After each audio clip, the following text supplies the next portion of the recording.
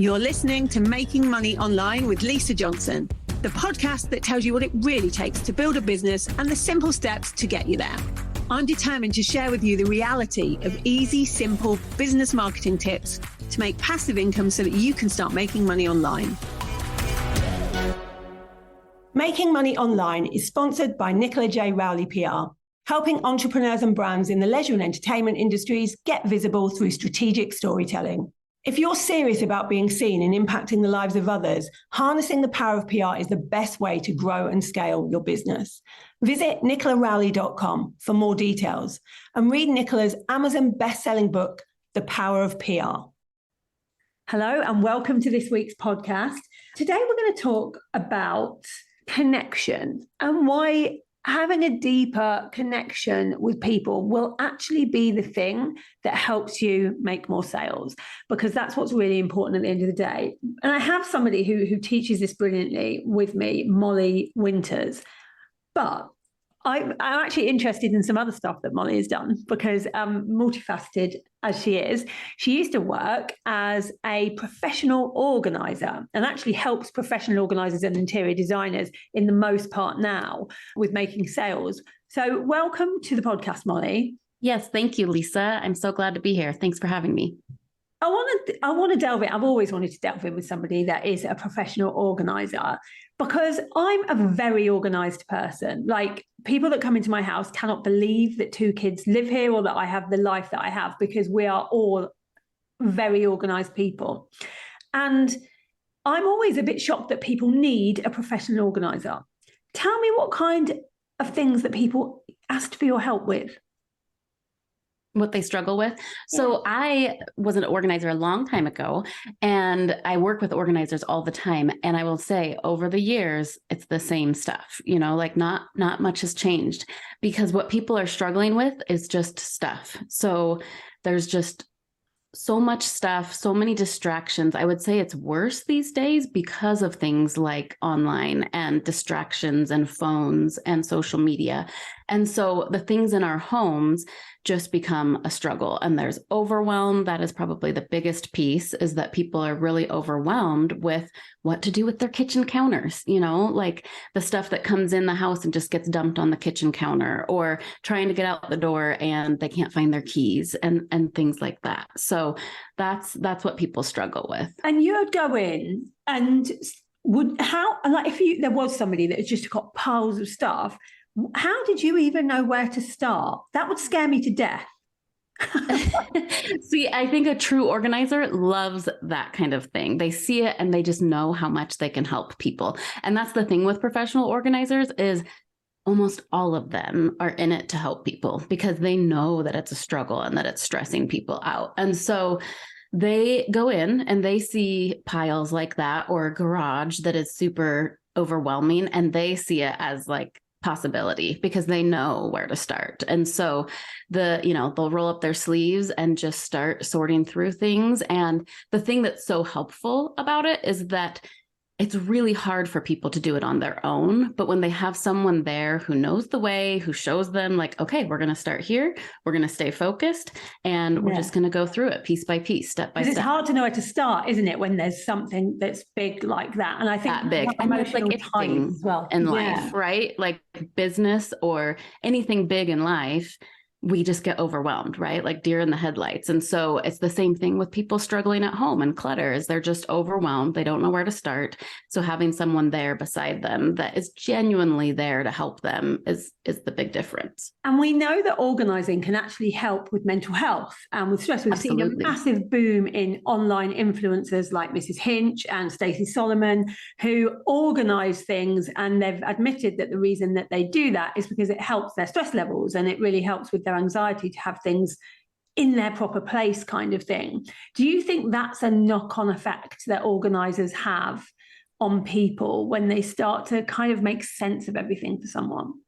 Absolutely. I think that clutter and disorganization really does increase anxiety and stress. And I can relate to that myself. You know, I'm a mom with 2 kids, and the house gets messy and it is stressful. And so you'll see it time and time again with organisers, is that they help people and they really help reduce that stress and anxiety. And, you know, so they can be good business people, because I definitely know when we were moving house, my productivity was hugely down when I was surrounded by stuff. Yes. And yet when I was organized, my productivity went back up again. And I'm always like that. Everything in my environment has to be neat for me to be really productive. It's why sometimes I go on holiday so that I'm in a really neat hotel room and I do my best work. Distraction. It's the distraction, like you said. It's the distractions, absolutely. Yeah. Cool. Yeah. And I think you'll find too, a lot of professional organisers' stories, some of them were just innately organized, and a lot of them have that natural knack for it. But a lot of them also can really relate to that piece of having gone through it themselves. You'll hear stories of organisers who were really stressed out. They had kids and their house got messy. They didn't know how to do it. So they just did it one step at a time on their own and saw the results in their mental health, saw how much they felt better, how much more present they could be with their kids and so forth. So I love that. I love that there's a need for it, that people can now just get somebody to come and help them with something that they find really difficult. You now help other people that are organisers, interior designers, and other creative people like that increase their sales. And we were talking a little bit before, and you said it starts with relationships. Explain to me what you mean by that.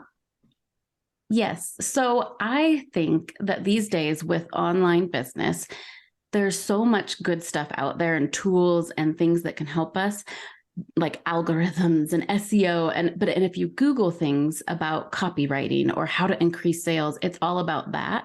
But really, I think before you can even get to any of those things, it has to start with that human connection. It's like when we would walk into a shop, like a brick and mortar store, you instantly know if you connect with someone when you're chatting with them about something that you want to buy. You can read their body language and you can talk with them and know if you like them, if you trust them. And so we can do the same thing online with the words that we use. We can build that same kind of connection. It's so true. So I had a story, I think I've told this story before somewhere, but I went into a Dolce & Gabbana store because I wanted to buy a piece of designer clothing, and I had about 10,000 to spend. And the people in there made me feel like crap. And I ended up walking out and finding another D&G just 1 mile down the road on Bond Street. And the person in there was so lovely. Her body language and everything was welcoming, like helpful, just proper building that relationship with me. I've now spent over 100,000 in that shop, and he texts me and says, hey, I've got this thing in that you might like. I was thinking of you. I can't tell you the difference doing that makes. I actually put an Instagram about him this weekend because he was so good this week with his customer service. And I just thought if everyone built relationships like this, they would make so much more money. So I can see how it works offline. But how do you do that online when actually there's Zoom between you? Right. Well, I actually do it with words. So I'm a copywriter by trade, and I was a professional organizer for so long, and then went into copywriting through different jobs and different avenues.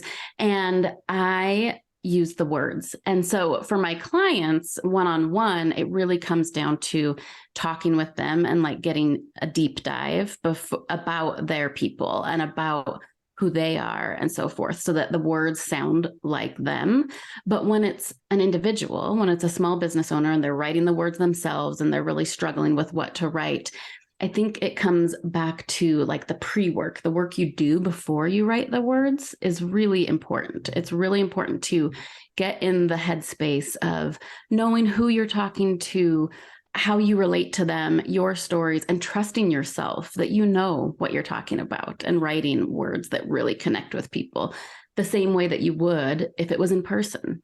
I think you're really right when you say it starts before that, because a lot of my clients are like, right, I'm going to write some launch emails, or I'm going to write my nurture sequence. And I'm like, okay, who are you writing it to? And they're like, well, anyone that's interested in this.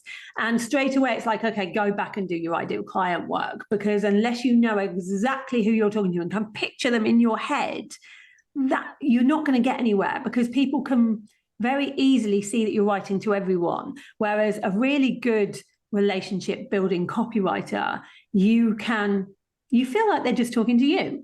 Absolutely right. And you get those responses to emails that are like, oh my gosh, thank you so much for sending this to me. And they think that they did get it just from you.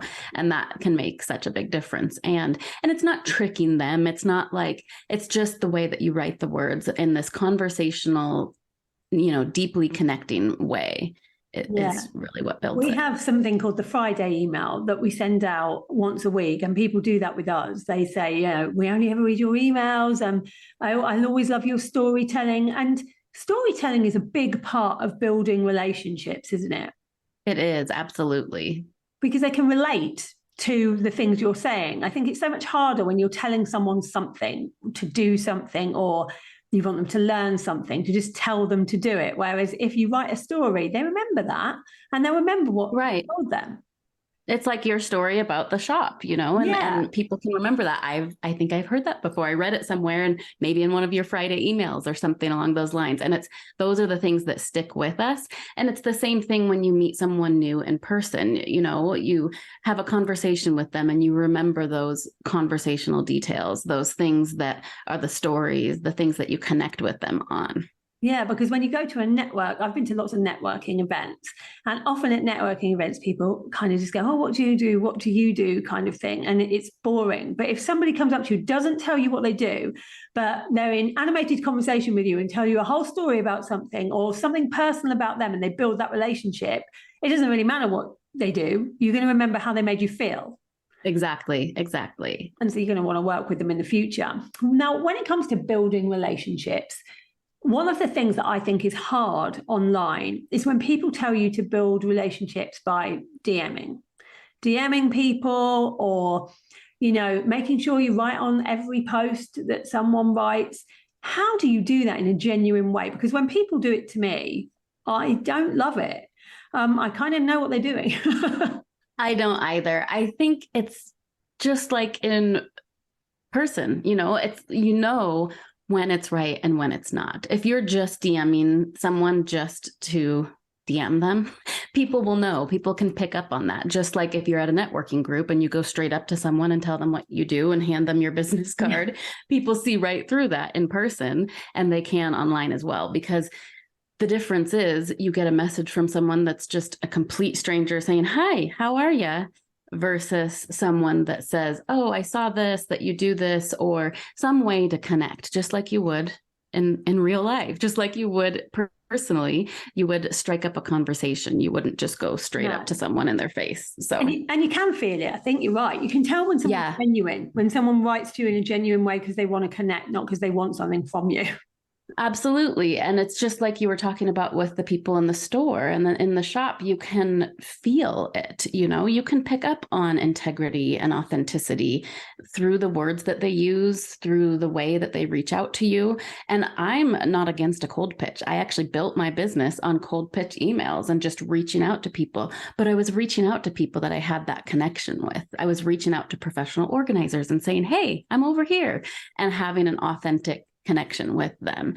So I think you can do it. You just have to do it in a way that rings true to who you are. I love that you've said that, because most people shy away from saying that they do cold pitches and that they build their connections that way, because when done wrongly, it's so wrong that people now run the other way. But it shows it can be done. And I've had people cold pitch me in a really genuine way, like, just a proper conversational way rather than a cut and paste way. And I can tell it's conversational, and I will be interested if someone is like that.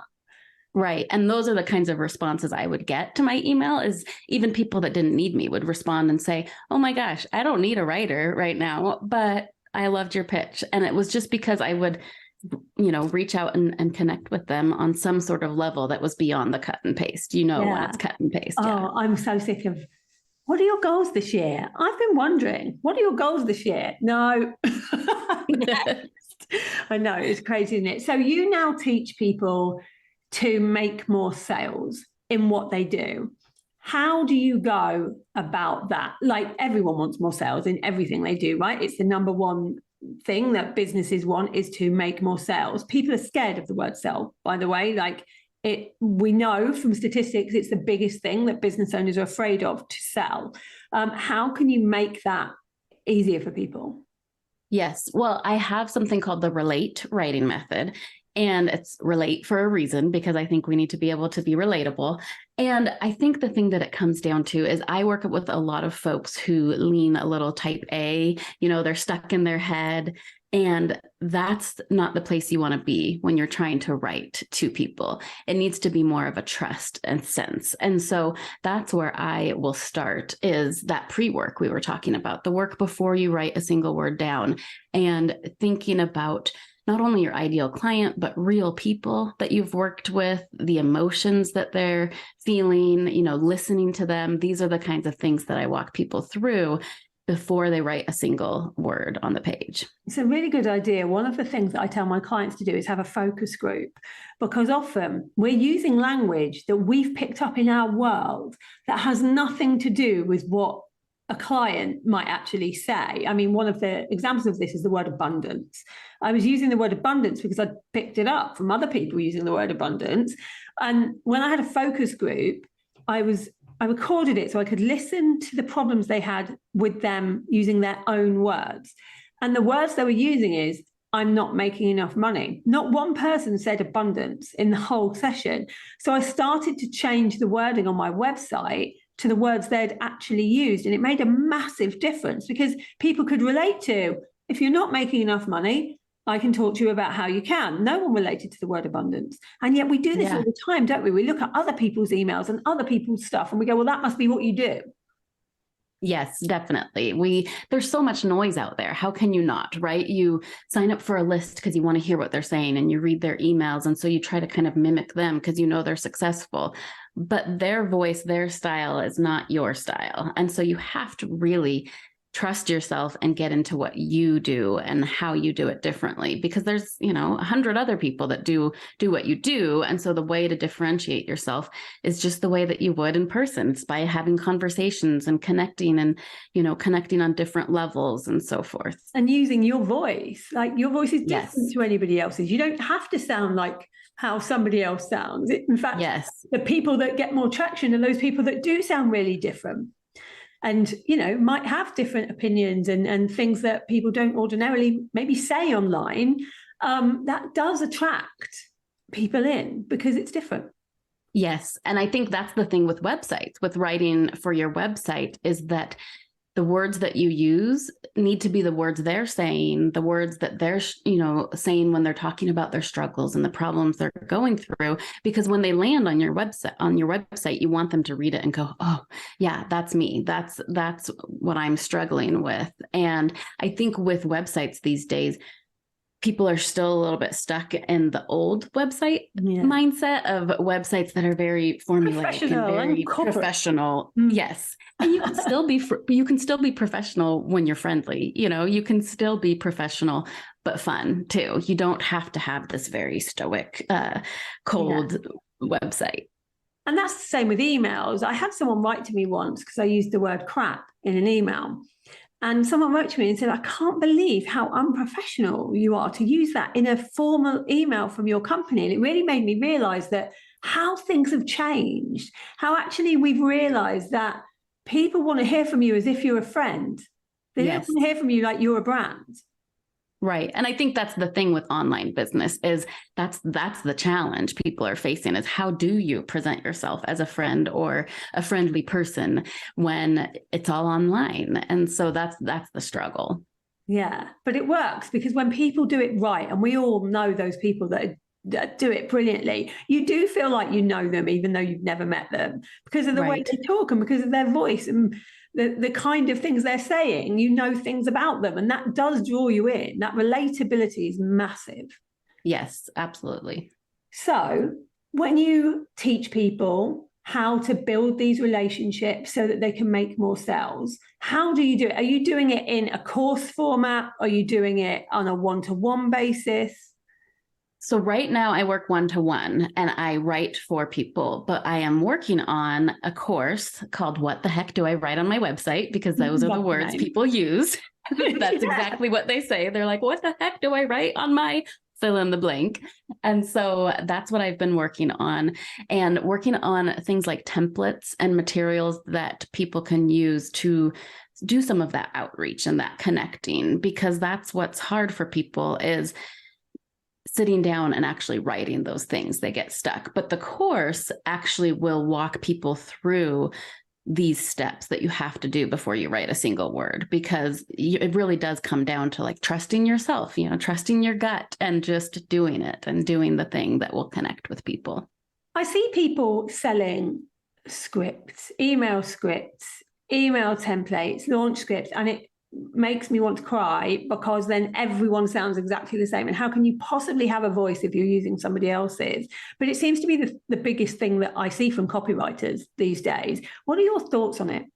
Yeah, I don't love them. So any kind of template that I put together leaves a lot to be filled in. It's not going to be totally cookie cutter. The places where my templates have information are things like the things that connect with the reader, the benefits that they're trying to get to.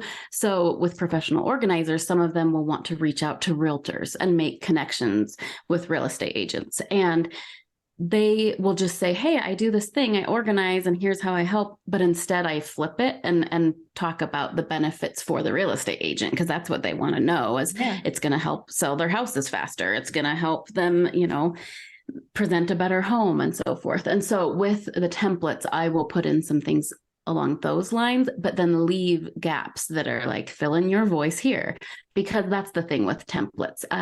You can't, especially a funnel or an email sequence, you can't do that cookie cutter, because that defeats the whole point of this connection that you're trying to build. Because it's not your connection, it's somebody else's. Right. It's someone else's. That's what I will say when I do the one-on work with clients, is I will say, I write in your voice, because people don't want to hear from Molly. They want to hear from you. And so it's just so true. That's the only reason I've been able to do what I do for clients, is it has to be in their style, in their voice.